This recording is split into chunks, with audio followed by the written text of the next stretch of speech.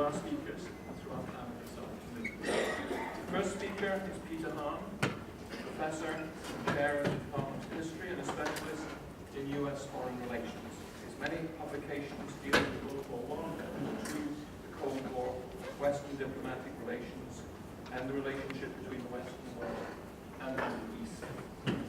His best-known publications are Crisis and Crossfire, and a book entitled Missions Accomplished, ? Or as you would say, query. The United States and Iraq since World War I, and that book will be on sale, ladies and gentlemen, after the veteran panel this afternoon. The veteran panel will take place in the Ohio Union. Everything else will take place here in this room. Dr. Hahn's address to kick off our second day is entitled Setting the International Stage for Invasion, the Diplomatic Underpinnings of the Grand Alliance. Please join me in welcoming to the podium Peter Hahn.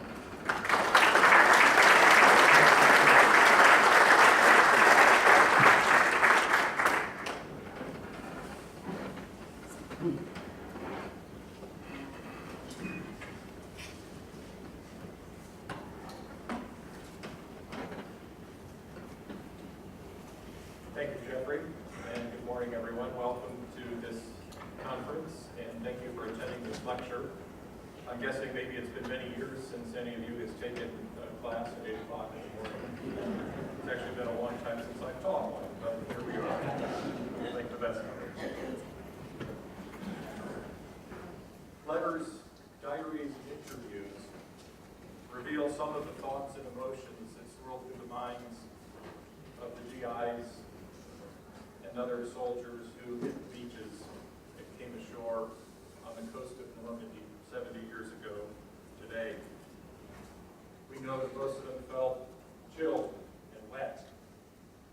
We know that there is a great tendency toward homesickness and seasickness.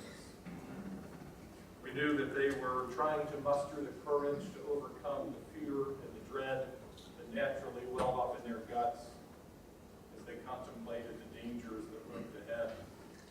Dangers announced by the staccato of gunfire and shell bursts. We knew that they were determined to fight hard and win, and prepared to make the sacrifices necessary to accomplish that mission.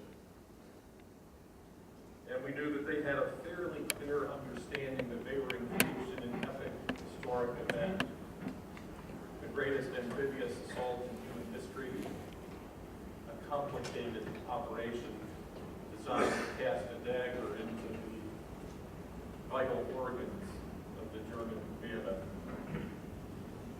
Some of them, perhaps, who had knowledge of the grand historical narrative, understood the deep reasons behind the questions of why now, 1944, and why here in France, and why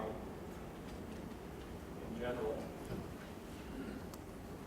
My goal this morning is to answer those questions for you, to pause the historical narrative at this moment just before the paratroopers descended, just before the landing craft hit the beach, back up the clock by several years, and look at the international diplomacy that led to the D-Day attack, that created the context in which the attack occurred, when it did, and where it did, and to explain, in fact, why it occurred at all.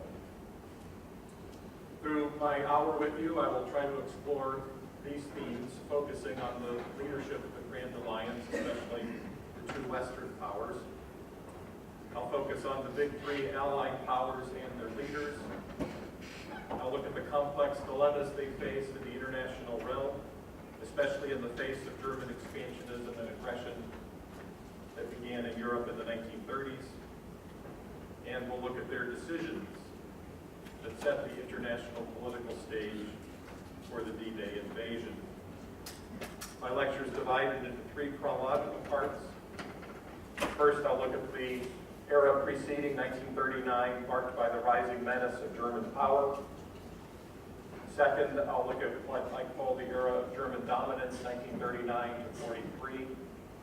In both of those two chronological periods, after describing briefly the challenges posed by Germany, I'll dwell on how the Russians, the British, and the Americans responded to those challenges. And then finally, in the third part, which emphasizes the diplomacy of the so-called Grand Alliance, I'll emphasize how the alliance was formed. I'll look especially at the Anglo-American component, the so-called special relationship. Then I'll look at the British and American overall relationship with the Eastern power, the Soviet Union. And then I'll analyze in depth the so-called Second Front issue, the paramount diplomatic issue in the years leading up to the D-Day attack. First, with regard to the rising menace of German power. As history evolved in the 1930s, there were several danger zones and trouble spots out there. There was trouble in East Asia, certainly with the Japanese occupation of Manchuria in 1931. There was trouble in Africa, where Italian power, mobilized by the fascist leader Mussolini, expanded militarily. On a colonial bent, there was trouble in Spain, where fascists overthrew a republic with the backing of fascists in Italy and Germany. But the greatest danger, of course, was posed by Germany. The German people popularly elected Adolf Hitler as their leader in 1933, and then Hitler quickly consolidated power on a platform of expansion, militarism, and racial purity. And it didn't take long until the threat that he posed seemingly became dire. Major hallmarks in Hitler's rise to power and influence, familiar, I'm sure, to most of you, included his militarization of the Rhineland in 1936, the Rhineland or Rhine River Valley, the area along the border with France. Under the provisions of the Versailles Treaty of 1919, it was to be permanently demilitarized. The British and French authorized to resist any effort by the Germans to move military forces into that zone. But in 1936, Hitler daringly remilitarized it. He called the bluff of the Western powers, and they paused, they hesitated, they let him get away with it. Perhaps encouraged by their inaction, Hitler then continued to expand with the Anschluss, or the Union of Germany and Austria, in March of 1938, effectively annexing Austria to his territorial domain. The Anschluss, as this map reveals, almost encircled Czechoslovakia, which quickly became Hitler's next target. In a series of complicated diplomatic steps in 1938-39, he essentially annexed that country to his domain as well. First, taking the Sudetenland, the horseshoe-shaped borderland between Czechoslovakia and Germany, which had a significant German ethnic population. It also happened to have most of Czechoslovakia's arms industry and its mountainous frontier, its defensible frontier. He took that in late 1938, and then the rest of the heartland of Czechoslovakia in early 1939. Other powers quickly preyed on the remnants of Czechoslovakia, so it essentially ceased to exist as an independent country by the spring of 1939. Now, my theme is how did the eventual allies, how did the principal powers arrayed against Germany react as Germany began its rise to power? The Soviet reaction came in two phases, phases of significant contrast. Initially, Joseph Stalin, the Soviet leader, tried to sound the alarm about fascism. He tried to, in his view, wake up the Western powers from their doldrums and get them to recognize that East and West face a common and dangerous peril at the center of the continent. He suggested on more than one occasion that they lay aside their differences and formulate some collaborative policy to deal with the German menace. And by Stalin's view, he gained unsatisfactory answers. The Western powers seemed to remain confounded by inactivity, unable to muster resources, passive toward what everyone viewed as the growing German second step in the Soviet reaction, and quite by contrast, came suddenly in August of 1939, when Soviet leaders signed the so-called Nazi-Soviet Pact. This was an agreement, a non-aggression agreement, between Hitler's Germany and Stalin's Soviet Russia. Communism and fascism, generally speaking, were political institutions of great antipathy. There was very little common ground between them. But on this occasion, the leaders of those two states reached a mutually beneficial agreement that they would not attack each other, they would not make war on each other. That did not signify any deep friendship, but it signified a mutually beneficial agreement that they would free one another from that threat so that each side could attend to other challenges. The Nazi-Soviet Pact shocked the Western world.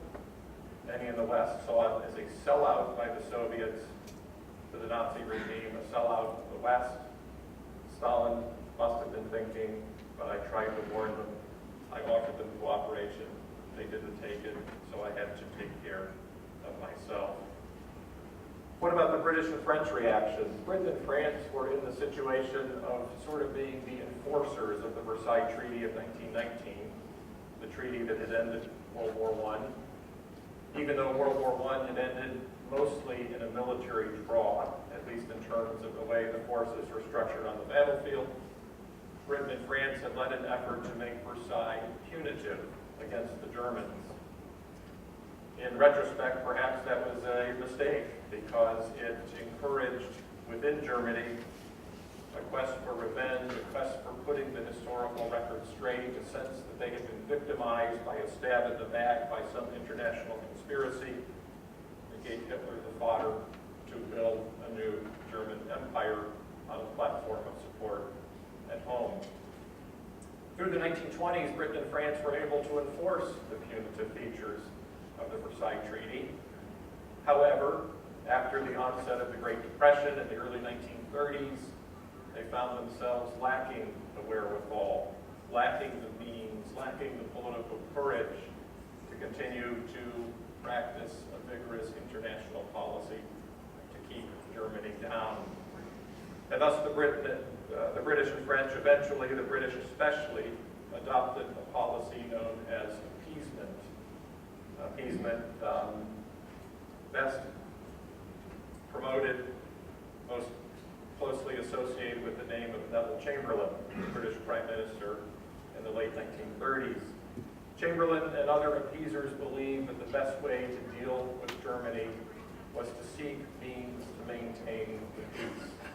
Above all, to avoid war and to try to figure out diplomatic solutions to the conflicts at hand. Appeasement thinking led, thus, to British inaction at those critical moments, like the Rhineland preoccupation, like the Anschluss, and appeasement hit its apogee in 1938 at the so-called Munich Conference, which was summoned to deal with the crisis in Czechoslovakia. The Germans were threatening to somehow take over or cut apart Czechoslovakia. Initially, the Czechs, of course, wanted to resist. The Czechs actually had a military defense treaty with the French directly, and thus indirectly with the British, to defend their territory against encroachment. In the early months of the crisis, the Czechs and even the French began to mobilize for war, preparing to fight, to resist. But then Chamberlain held them down, held them back. Practicing his appeasement policy, he decided he would negotiate with Hitler. That set the stage for the Munich Conference, where Chamberlain signed documents sort of recognizing that Hitler could have Czechoslovakia in exchange for his pledge that that would satisfy his territorial ambitions, that he would be done, that he would take no more territory. Chamberlain, at the conclusion of the Munich Conference, declared that he had achieved peace with honor and peace for our time, words that clearly within 12 months would be interpreted in a very critical light, to say the least. What about the U.S. reaction? The U.S., under the authority of Franklin Roosevelt, first elected president in 1932, inaugurated in 1933. As Roosevelt became president, of course, the United States was in the throes of the Great Depression. And naturally, Franklin Roosevelt made his top priority the recovery of the domestic economy. Accordingly, he tended to detach, or to begin to detach, the U.S. from some of the great international issues and controversies. Roosevelt, being an astute politician, had his finger on the pulse of public opinion constantly, and it was very clear to him, very clear to everybody, that across the heartland of the U.S. there was widespread isolationism, a sense among the American people that, we had been burned kind of in World War I, maybe tricked into joining that war even though it wasn't necessary, that we have enough problems here at home, that maybe we should enjoy the security of our two ocean defense barriers and let the old world take care of the old world. Maybe there's another war coming, but we ought to stay out of it.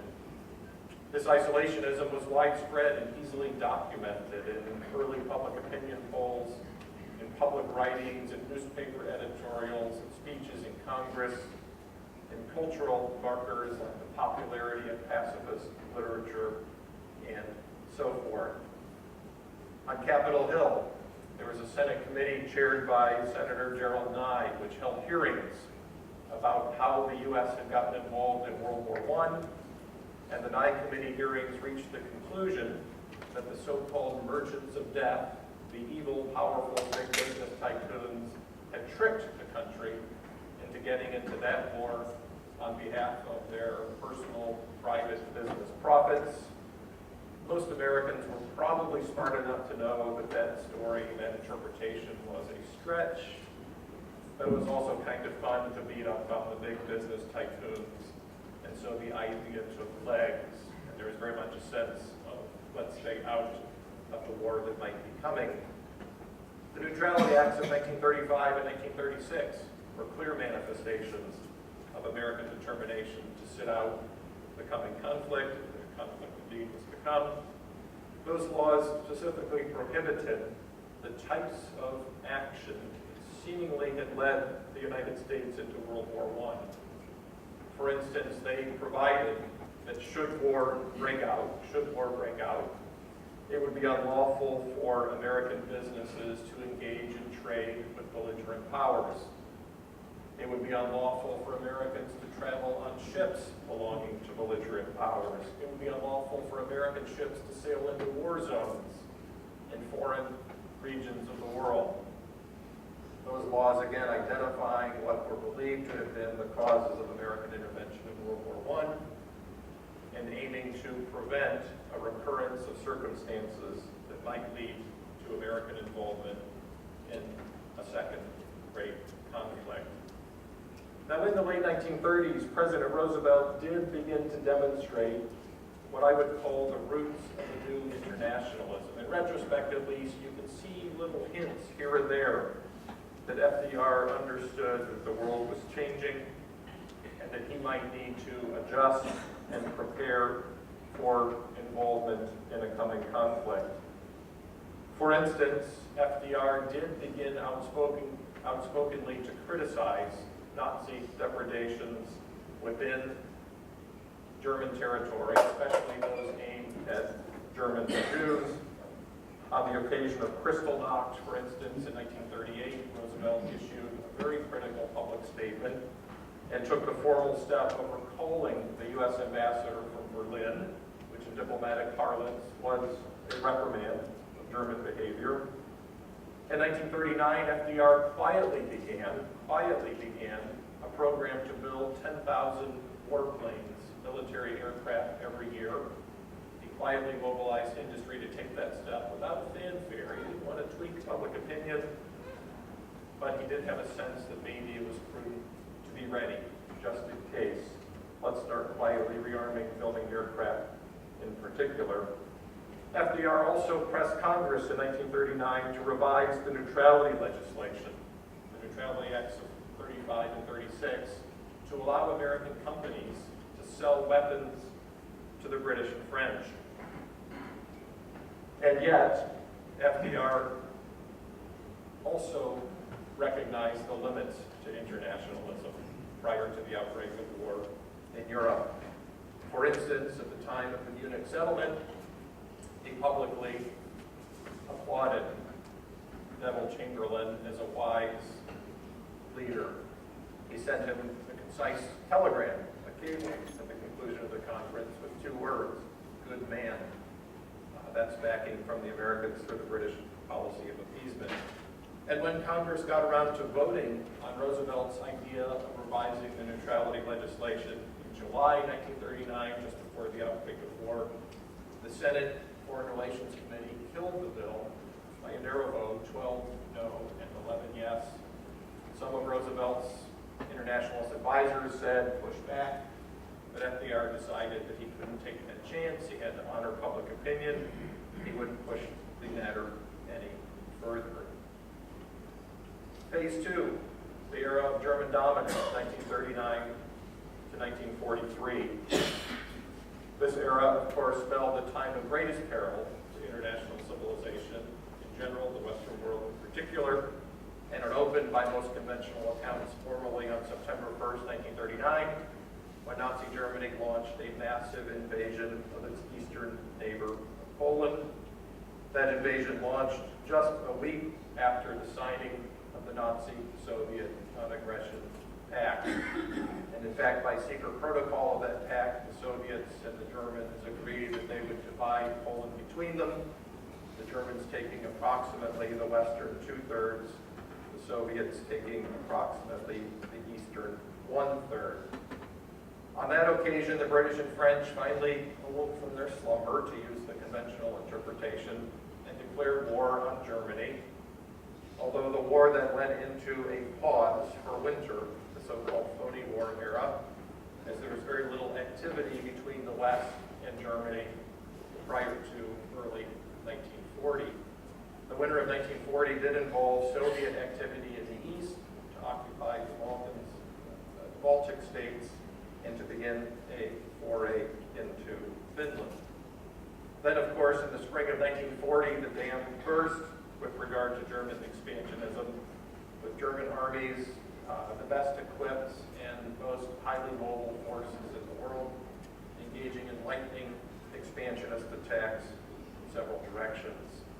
In the spring of 1940, German forces moved north into Denmark and Norway, and then even more dramatically, quickly following, with an invasion of the Low Countries in France, with France falling in May of 1940. Then German aircraft began to pummel the British Isles in the so-called Battle of Britain, an aerial engagement in the skies over the British Isles in the fall of 1940. German submarines launched massive attacks on Western shipping, especially in the Atlantic and elsewhere in the world. In the so-called Battle of the Atlantic, it was a constant struggle for Western ships to find their way across the ocean through the perilous waters against real and potential attacks by German U-boats.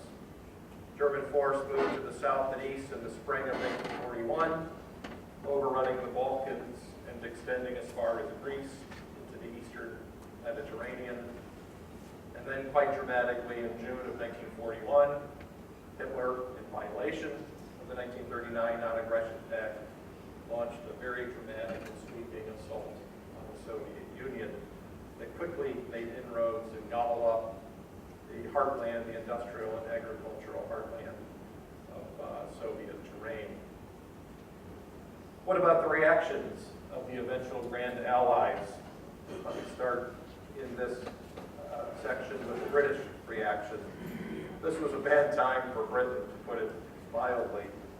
The British people had to endure, and British military had to endure, a series of dramatic military defeats.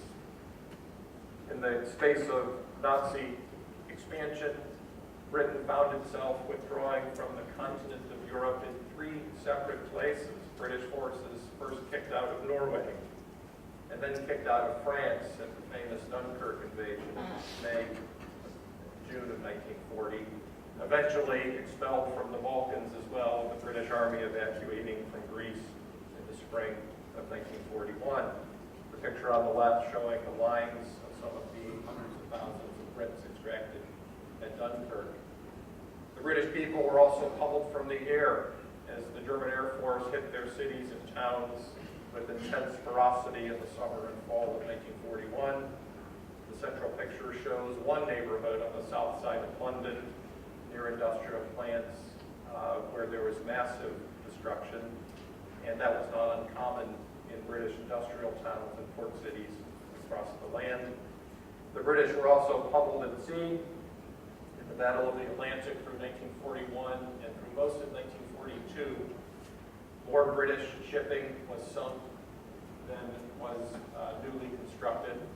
In other words, the Germans were destroying ships at a faster rate than the British could produce them, and the Germans were deploying U-boats at a rate faster than the Western powers could take them down. Through 1942, the Battle of the Atlantic seemed to lean in favor of the Germans. The brightest spot, perhaps the first bright spot, at least in the British response, was the rise of Winston Churchill to the prime ministry of the British Empire in the spring of 1940. Chamberlain lost a vote of confidence in Parliament in the spring of 40. Churchill quickly emerged as the new prime minister. He took over in May. In his first speech to Parliament, he offered the inspirational words, "I have nothing to offer but blood, toil, tears, and sweat."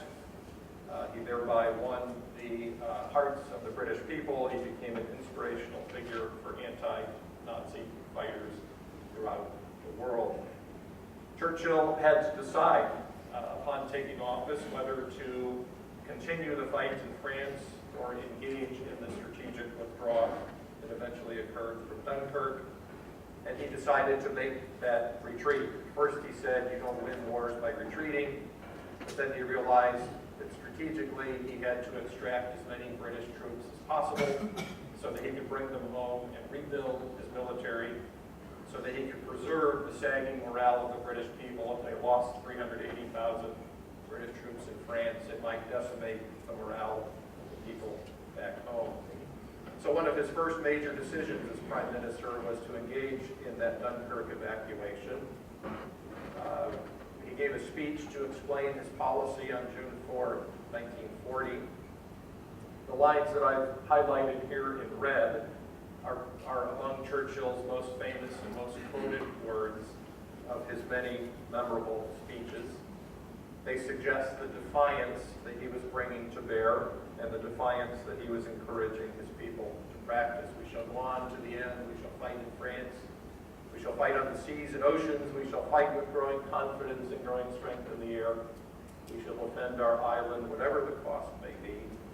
We shall fight on the beaches. We shall fight on the landing grounds. We shall fight in the fields and in the streets. We shall fight in the hills. We shall never surrender. Words inspirational even to this day. And those are the famous ones. I would encourage you to look a little deeper in the speech, a couple lines down to the words that I've highlighted in green. Not as quotable, perhaps, not as famous, but in terms of getting inside Churchill's mind and understanding his strategy, I think these words have great import as well. Churchill says, "We will carry on the struggle until, in God's good time, the new world, with all its power and might, steps forth to the rescue and the liberation of the old." That line reveals Churchill's ace up the sleeve, and that was his hope, his imagination, that he could mobilize the American people and the power and potential might of the American system to come to the rescue of his country and to come to the rescue of Europe in general. That would be the takeaway value in terms of the international diplomacy. Really, this signifies from the outset that Churchill was determined to bring the Americans along, to bring the Americans into the fight, knowing that that was perhaps his last and best recourse for survival. Britain also scored a victory, its first real military victory in the Battle of Britain, again fought in the skies over the British Isles. Here you can see on the left the jet trails over London. I believe that's the Albert Memorial.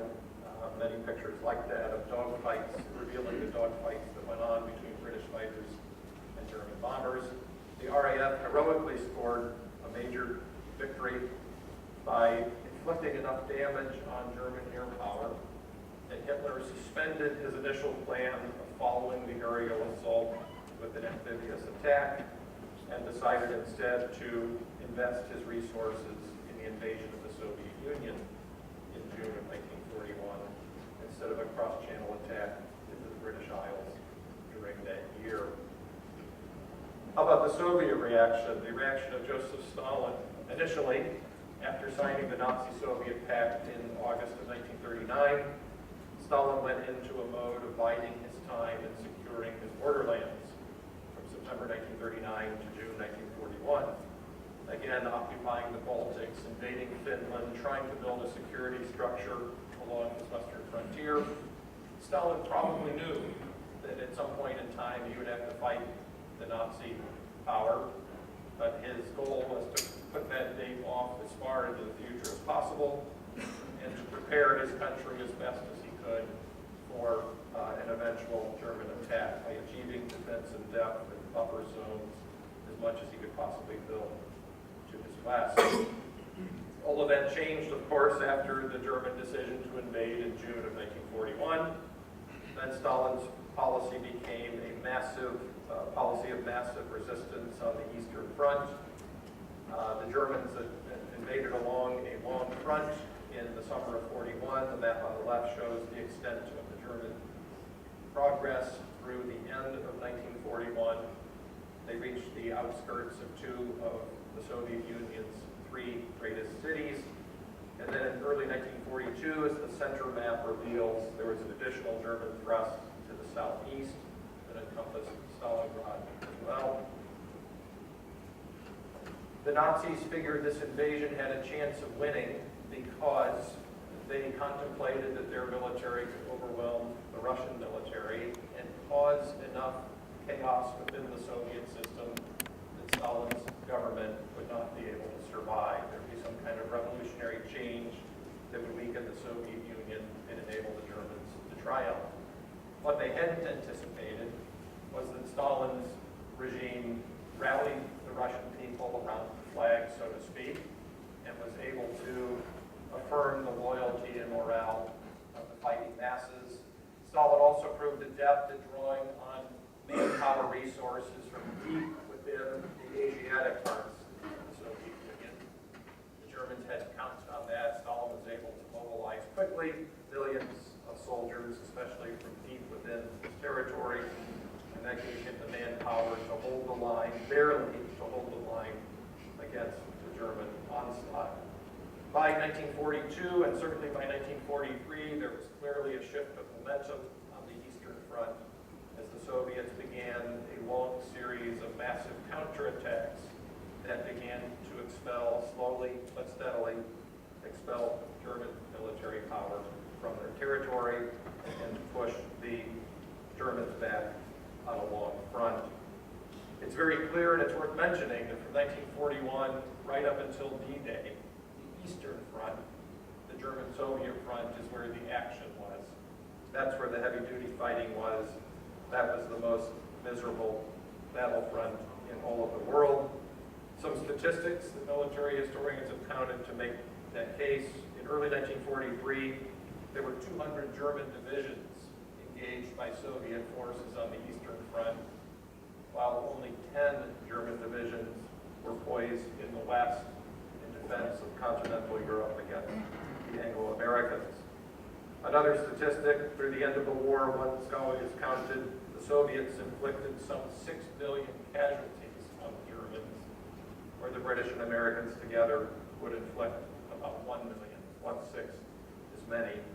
Those numbers clearly reveal the gargantuan Soviet contribution to wearing down and pushing back German power in the East.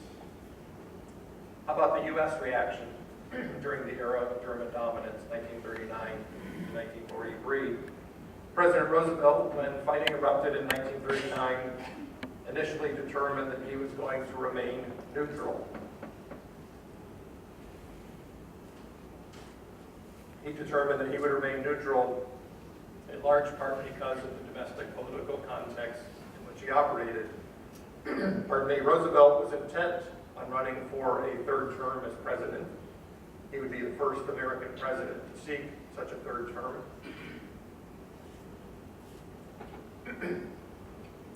Thus, he knew that he had to pay attention to public opinion, and he knew that public opinion remained deeply isolationist.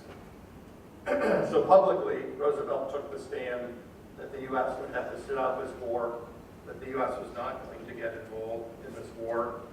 Roosevelt repeatedly on the campaign trail in 1940 said this line, I shall say it again and again, your boys are not going to be sent into any foreign wars. That was among his most compelling and most popular campaign promises of all.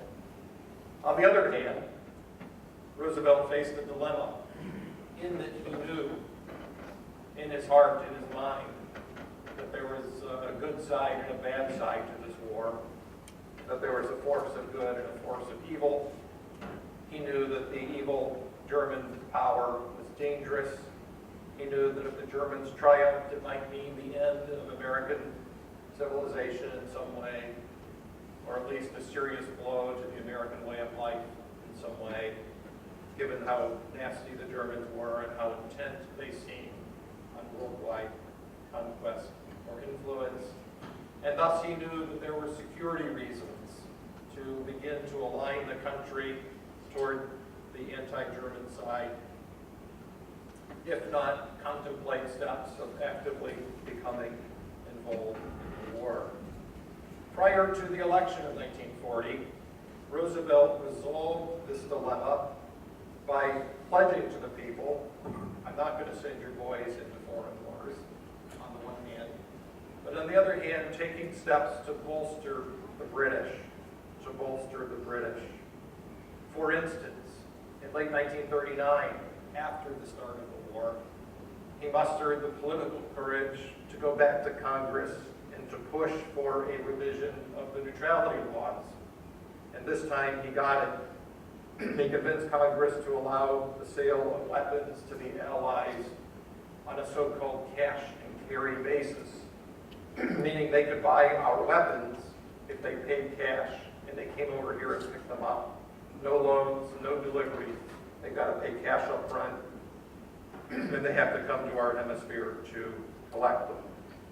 In September 1940, Roosevelt reached a deal with Churchill, an executive agreement deal with Churchill, the so-called destroyers for bases deal, in which the president transferred to the British 50 destroyers. They were destroyers that had once been part of the U.S. Navy. Most of them were in mothballs. Destroyers were desperately needed by the British for the purpose that destroyers serve, which is destroy submarines. Roosevelt had surplus destroyers. Churchill was desperate for them. And so FDR essentially handed them over to the British Empire.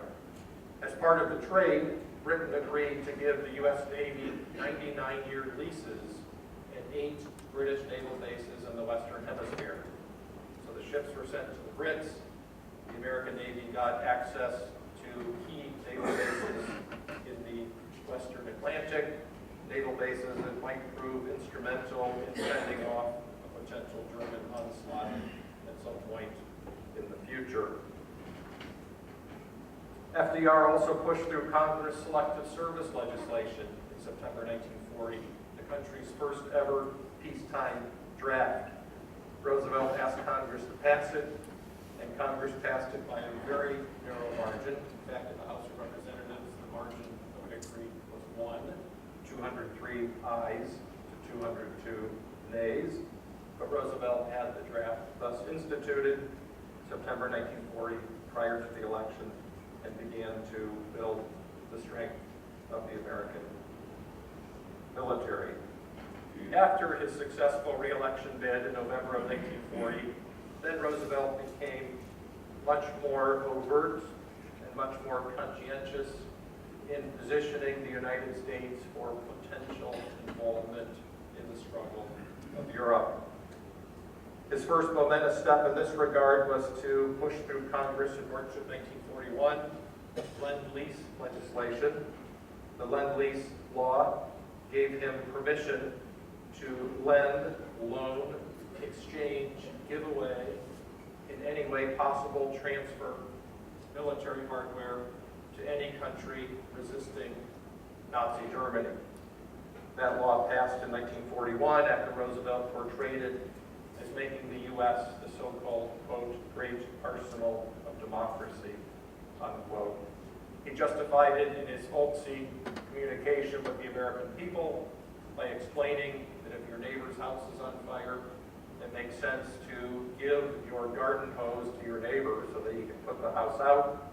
Don't worry about selling it to him, just get it to him, because he needs to put his house out, firing his house out before it moves and consumes your house as well. Even at that late stage, Roosevelt justified the Lend-Lease law as designed to keep war away from us. Even then, he reassured the American people, being the consummate politician that he was, that this was not going to lead to American involvement. This was going to diminish the chance of American military involvement by empowering the British to fight harder and to win on their own. The initial appropriation for Lend-Lease was $7 billion. By the end of the war, some $50 billion would be spent on that program. Beyond Lend-Lease, Roosevelt also authorized his military chiefs, especially his naval chiefs, to begin close collaboration with British military and naval officers. They began talking about common grand strategies, to begin coordinating tactical operations on the Atlantic Ocean. The justification being that if we're going to send billions of dollars of hardware to the Brits, then it makes sense for us to take steps to ensure that it safely arrives, and hence our Navy and the British Navy should coordinate convoys and shipments and shipping schedules and take common measures to identify German U-boat threats so that the supplies actually reach their intended destination. Roosevelt also participated in the so-called Atlantic Conference of August 1941. This was a summit meeting between him and Churchill aboard naval ships just off the coast of Canada. Here's a portrait, a picture of Churchill and Roosevelt aboard one of those ships with their officers standing behind them. Interestingly, this was a meeting of minds between Churchill and Roosevelt to discuss common war aims and common war strategies. And at the end of their short meeting, they signed a document called the Atlantic Charter. The Atlantic Charter was an 8-point statement of common war aims between the British government and the United States government. They would be war aims that would not surprise anyone here. They were statements calling for things like self-determination and free economic trade and demilitarization of the post-war world and a repudiation of territorial aggrandizement or territorial ambitions. What's interesting about the Atlantic Charter was that Roosevelt was not yet a belligerent, and yet he was agreeing on common war aims with one of the chief powers at war. After the Atlantic Charter, and on behalf of the Lend-Lease supply lines, Roosevelt authorized the U.S. Navy to engage in its secret anti-German naval operations in the North Atlantic in the late months of 1941. This map shows a zone around the British Isles that had been declared by the Germans as off-limits to neutral ships. But the U.S. Navy and U.S. merchant ships began to fly into that zone, first to Iceland and eventually to the British Isles. By the eve of the Pearl Harbor attack, there had been 3 incidents in that zone in which U.S. Navy ships were hit by German torpedoes. 3 ships were damaged, more than 100 U.S. sailors were killed. And this was all undertaken by Roosevelt beyond the purview of Congress or the American people. Roosevelt was engaged in a secret war, the secret war against the German Navy on behalf of the supply lines, without notifying Congress, without getting any type of public approval.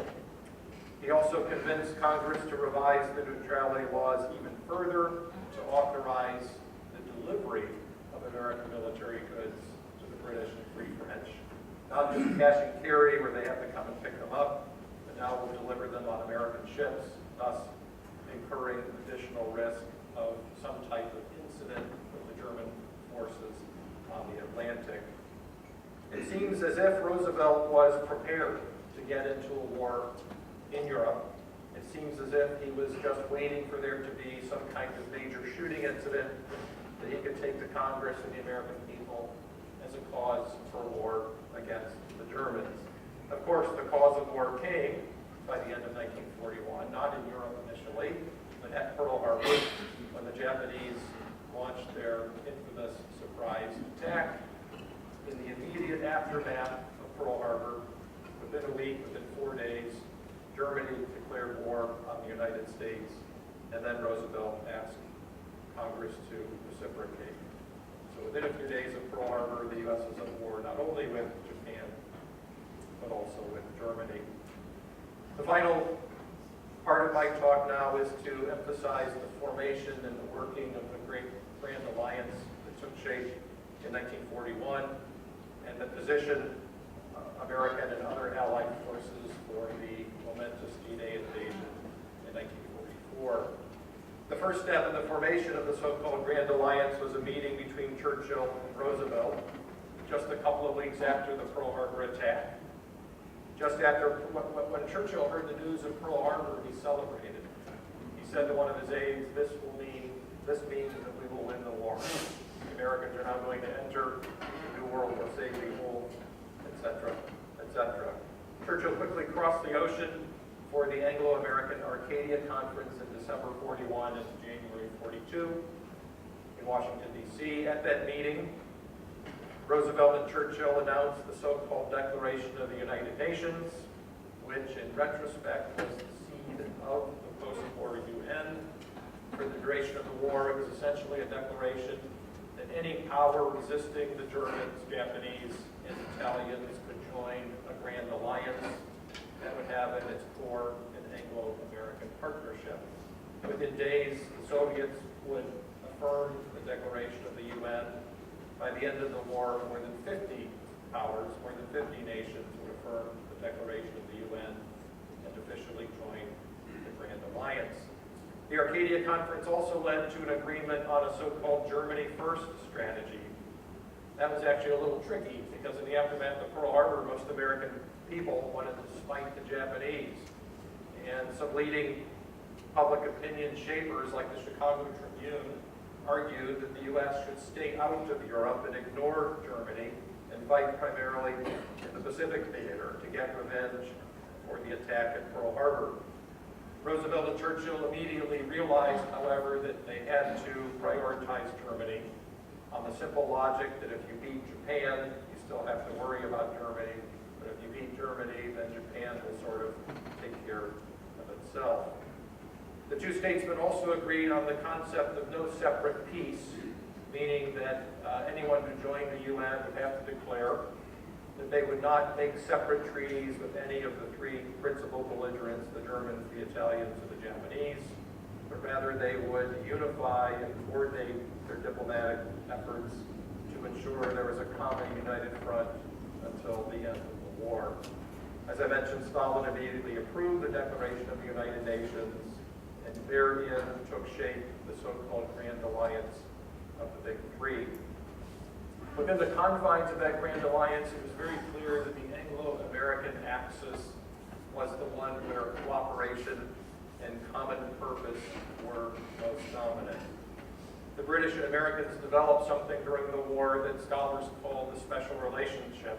In fact, that term was first coined by Churchill himself, a revelation, I believe, of Churchill's intent to build such a special relationship, to forge a partnership with the American people and the American government that had no precedent in British history or perhaps in any international relationship over time. The special relationship included elements of unprecedented international partnership. For instance, FDR and Churchill quickly became close friends, if not intimate friends. Through the duration of the war, they tended to communicate almost daily through letter writing and telegraph sending. They frequently met, and when they met, it was a time of festivity and very close, intimate partnership. Very bare bones, lay it all out there on the table, discussions about their challenges and their opportunities. U.S. and British military forces also formed something, officers I should say, also formed something called the Combined Chiefs of Staff, which meant that they took the top echelons of their military officer structure and completely integrated them, basing it in Washington, D.C., so that they could carefully coordinate strategic and tactical operations around the world. They made the decision not to integrate armies at the working level, but to continue to have armies identified by their national orientation, although they pledged to collaborate and cooperate closely among the units in the field. Now, to be sure, there were elements of tension within the special relationship throughout the war. There were disagreements over strategy and tactics. Professor Murray last night addressed a question about did they ever come to blows and start throwing fists. I believe his answer is no, but it wouldn't have been surprising if they had. So heated and some disagreements become over tactical operations. There was also a very noticeable sense of resentment among some Brits over the sudden rise of American influence. The British members of the Combined Chiefs of Staff were not happy. They were on duty in Washington, D.C. They wanted to be home in London. They didn't like how putting the CCS in D.C. signified a decline of British power and a rise of American influence. But Churchill figured he had to butter up the Americans and agree to that step. There were also frightful disagreements and arguments over all sorts of political questions around the world, over empire. The British Empire in India, for instance. Roosevelt liked to needle Churchill about letting the Indian people go free. There were controversies over whether Britain was pulling its weight in the war in the Pacific. There were controversies over free trade in the Middle East, which had been dominated by the British through their imperial preference system and so forth. My view is that all of these controversies, though, were just distractions, maybe minor arguments within what otherwise was a very happy and significant marriage, if you will. Now, within the confines of the Grand Alliance, let's think for a moment about the other dynamic, the dynamic between the British and the Americans on the one hand and the Soviet Union on the other. This is an interesting feature of the Grand Alliance because of a long legacy of deep tension between the Western powers and the Soviet Union since its birth in the Russian Revolution of 1917. When the Soviet Union took shape at the end of World War I and just after World War I, the Western powers practiced a strident anti-communist and anti-Soviet foreign policy. In fact, British and American troops landed on Russian territory in the aftermath of World War I, purportedly to keep an eye on supplies, but probably to look for an opportunity to reverse the Russian Revolution, to kick out the communists and put the Tsar back in power. When the Soviets prevailed anyhow, the Western forces came home, but the Western powers practiced a policy of non-recognition of the Soviet Union. It wouldn't be until Roosevelt took office in the 30s that the U.S. even recognized Soviet Russia and reopened the embassy in Moscow.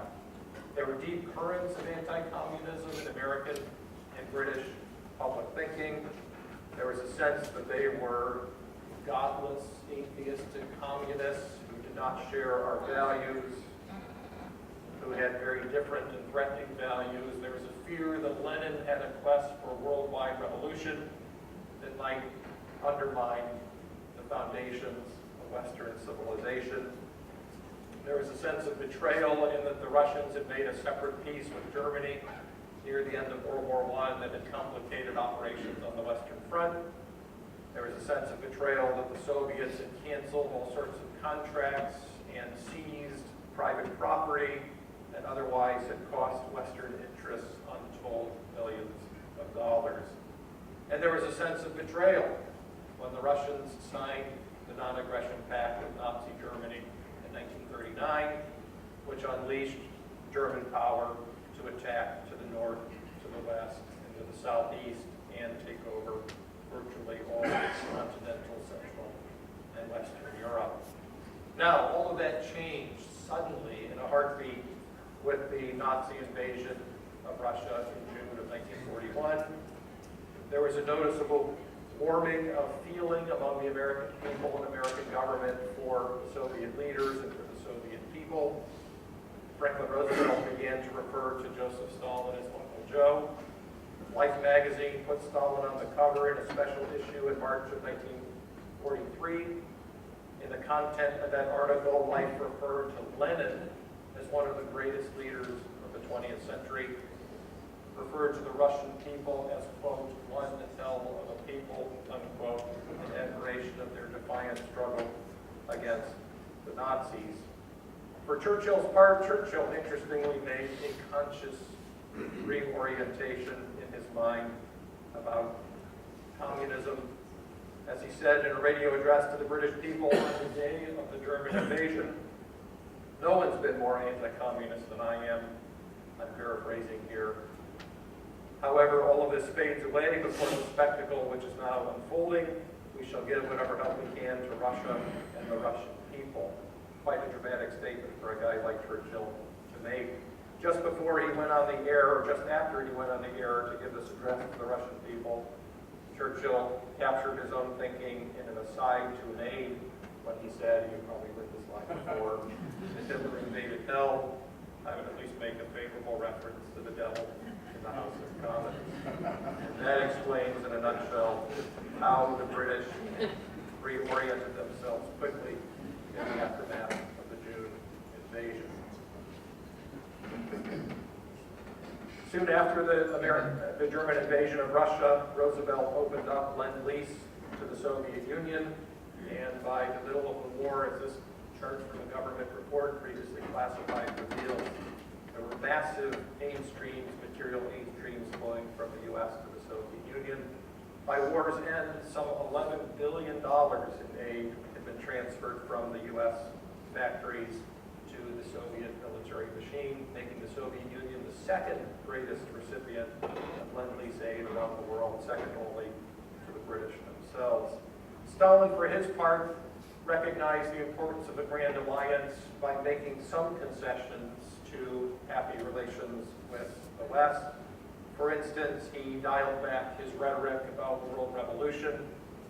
He suspended the operations of Comintern, the Communist International, which is sort of his PR aim to communize the world. He sent public messages to communists around the world to rally behind their local governments. French communists, don't fight de Gaulle, fight Hitler. That type of message was sent out. So he made concessions of his own to try to build bridges to the Western allies as well. The three Western leaders met in a series of important and dramatic summit meetings through the course of the war.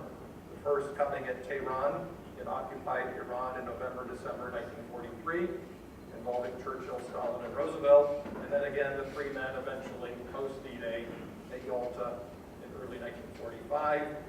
And then a quick conference after the E-Day in July 45 involving Truman on behalf of the departed Roosevelt.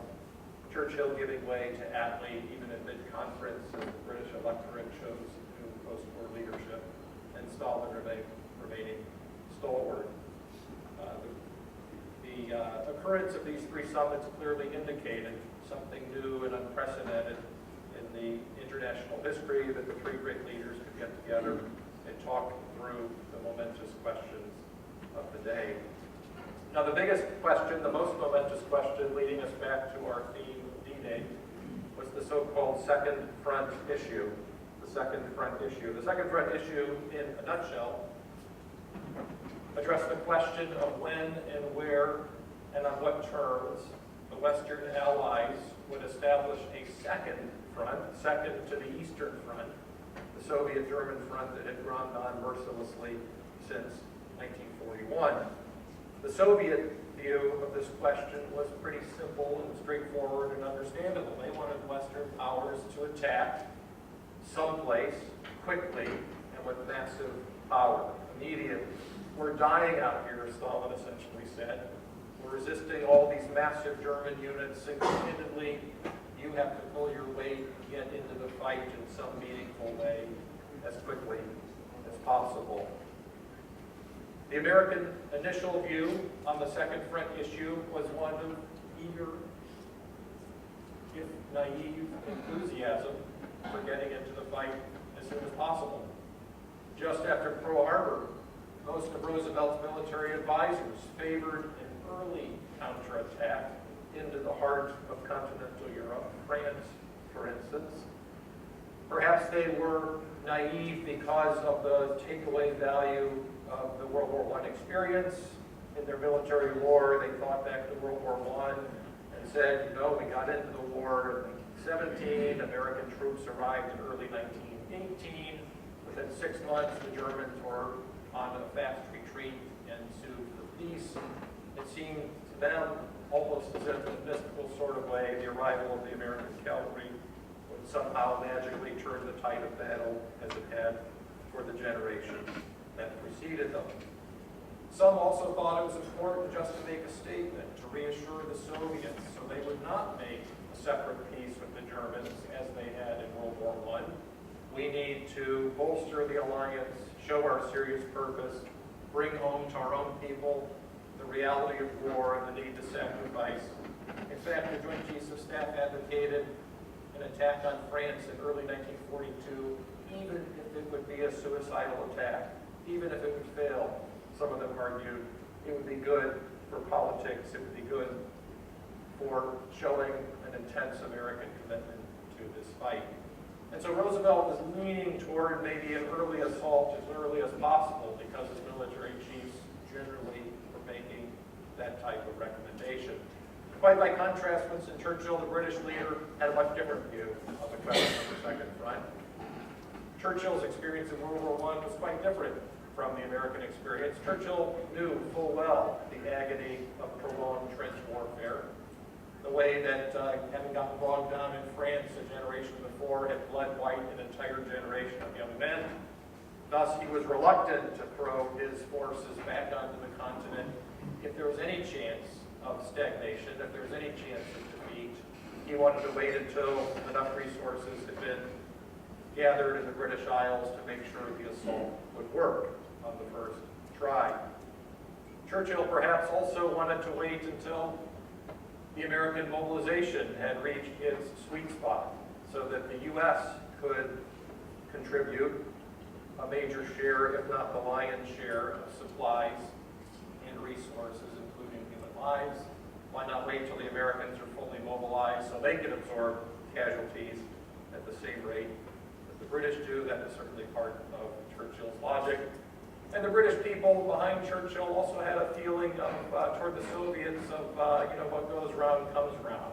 They signed a non-aggression pact with Germany in 1939, and then they sat on the sidelines while we faced the Germans alone and endured the aerial and naval and ground attacks.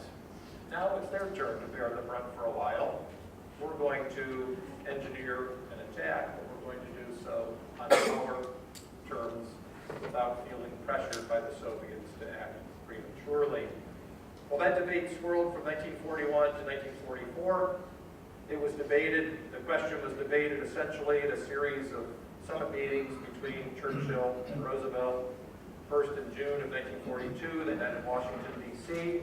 There was some discussion about an immediate attack, but Roosevelt quickly conceded to Churchill that they just didn't have the strength to pull it off successfully. That summit meeting led to a consensus that there would not be a cross-channel attack in 1942, but rather there would be an invasion of North Africa, the invasion that occurred in November of 1942, with American and British forces landing in Morocco and Algeria, and then in coordinated movements with British forces coming out of Egypt, successfully pushing German and Italian power out of North Africa by the spring of 1943. Stage 2 of the debate came in early 43 in the aftermath of the successful liberation of Northwest Africa. FDR and Churchill met at Casablanca in North Africa to talk about what to do next.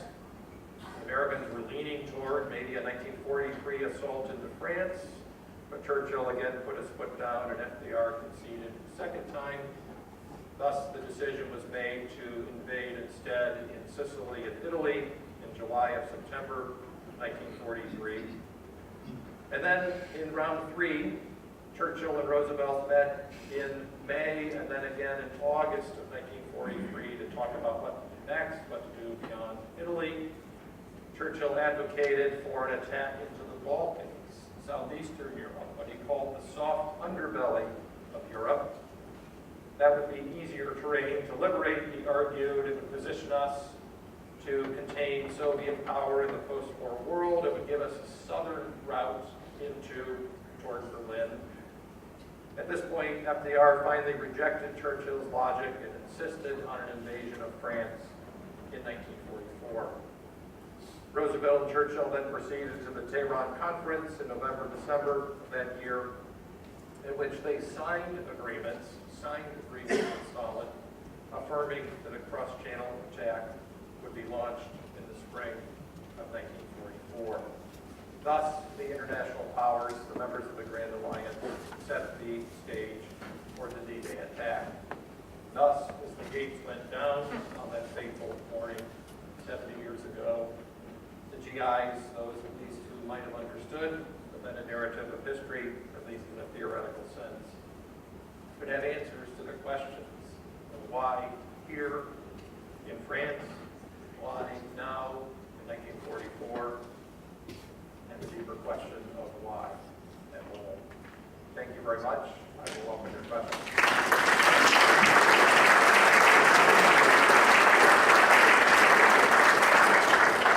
Sure. FDR determined his war was if Hitler did not declare war, what was he would have done to get us into war? That's a great question. It's one of the question was if Hitler had not declared war on the U.S., what could Roosevelt have done to get the U.S. into the war against Germany? This is one of the great counterfactual questions about December 1941. It is my conviction, as I said in the lecture, that Roosevelt was maneuvering the country toward some kind of a military conflict with Germany, toward a Pearl Harbor of some kind in the Atlantic, so he could go to Congress and the people and say, we've got to fight the Germans, let's join the British effort to fight the Germans. The attack came, much to his shock and surprise, by the Japanese at Pearl Harbor. Immediately, war was declared on Japan. That was easy. Universal agreement, one dissenting vote in all of Congress, and so forth. The isolationism of the 30s evaporated overnight. But even then, Roosevelt hesitated. Probably a blunder on his part, but he was just so enamored by public opinion and not wanting to get too far out ahead of the crowd that he hesitated to also ask Congress for a declaration of war on Germany. And for a few days, there was great tension in Washington. What do we do now? Will we be able to fight in Europe? Are we going to have to limit ourselves to Japan? Might that actually hurt the anti-German cause if we just get unilaterally committed, isolated in our commitment to the Pacific? Hitler resolved the dilemma by first declaring war on the U.S. That was probably one of Hitler's great blunders. Had he not done that, the U.S. would have been in a very tough spot. Now, had he not done that, could Roosevelt have gotten into the struggle in Europe eventually? Perhaps. But it would have been later, it would have been messier, it would have been on circumstances other than the ones that actually transpired. And so we have to leave in the realm of conjecture what would have happened, the what ifs that might have happened had that course been played. Probably, my guess would be that Roosevelt would have continued a vigorous naval presence in the North Atlantic in the hope that there would be enough incidents, something dramatic happening, that you could then go to the American people and say, we've got to fight the Germans as well. Yes, sir. What is current military history thinking on the possibility of Czech success? Had they either unilaterally or with some French help resisted in 1938? Well, I will defer to my military historians maybe to give you a more thorough answer later, but my understanding is that the Czechs alone would not have meaningfully resisted the encroachment by the Germans in 1938-39. Their only hope would have been had the French fully honored the terms of the Franco-Czech Security Pact And that the British then indirectly, by honoring their alliance with the French, also got into the fray, there might have been a chance of slowing or stalling the German attack. But Czechoslovakia was a new enough and weak enough state that when faced with the immediate power that Germany brought to the table, it would have had quite a fight on its hands. Sir? Why did Hitler make no decision to declare war on the United States? Well, the question is why did Hitler decide to declare war on the U.S.? The conventional answer is that he had a tripartite pact with the Japanese and the Italians that essentially was based on the concept that they would stand together and fight enemies on a common basis. And so he decided to honor the terms of that agreement and took the unilateral step. Part of his calculation might have been an underappreciation for the potential of American power. He thought of the U.S. as a weak link, which in some ways it was, by conventional measures of strength in terms of industrial output and military standing. He saw the U.S. as a racially divided country that was full of what he considered inferior people. He didn't have an appropriate respect for its eventual potential, the potential to turn into real military power within a short time frame. Why did Hitler invade Russia and he hadn't deploy all those forces on the west? How could any invasion have possibly succeed? Had he kept his massive Wehrmacht on the Western Front, that would have made the task of liberating Western Europe far more difficult, perhaps impossible, in the time frame under discussion. Why did he attack the Soviet Union? It was in his blood. That sounds like perhaps a flip answer, but he seemed to be consumed by his own ideology of the greatness of his country, the greatness of his government, its militarism, its purpose of expansion, the racism that infused his regime and wanting to dominate and seize territory, seize its material wealth, exploit and undermine and kill the so-called lesser peoples, Slavic peoples to his east. He was in a quest for military grandeur, and he had ambitions to be the world's master. And it seemed that he had a calculated effort to invade and occupy Soviet territory might lead him to a position of mastery. Again, he expected the Soviets to fall quickly. He anticipated that they would collapse of internal dissent. Stalin, in fact, had gone through in the late 1930s purges of his own military structure. 1/3 of his officers or something like that had been eliminated in the late 1930s. 3 of his 5 field marshals were ousted in the purges in the late 30s. Part of Hitler's calculation was that I can do this, and because I can do it, I ought to make the German nation the greatest nation on earth, and will make me the most powerful person in the world. And that gets to the heart of Hitler's ideology about expansion and German national greatness. You didn't mention anything about the French involvement in leading up to D-Day. I mean, the French clearly were the proponents of an early reinvasion to the country back. Were they left out of these discussions? Did these Anglo-American discussions, or what was their place? After the fall of France in 1940, France clearly became a junior partner in all Allied calculations. Gradually, after a little bit of power struggling among the French, Charles de Gaulle emerged as the leader of the Free French people. But de Gaulle was someone who was not really liked or respected by Roosevelt or all that much by Churchill, and so he was always kind of pulled back. It was necessary to have a partnership with them. The French resistance and so forth was a key, small part of the overall resistance operation.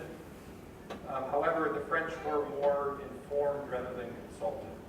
And eventually, some Free French forces are integrated into the Allied structure that landed on the D-Day invasion, but very clearly as the junior partners.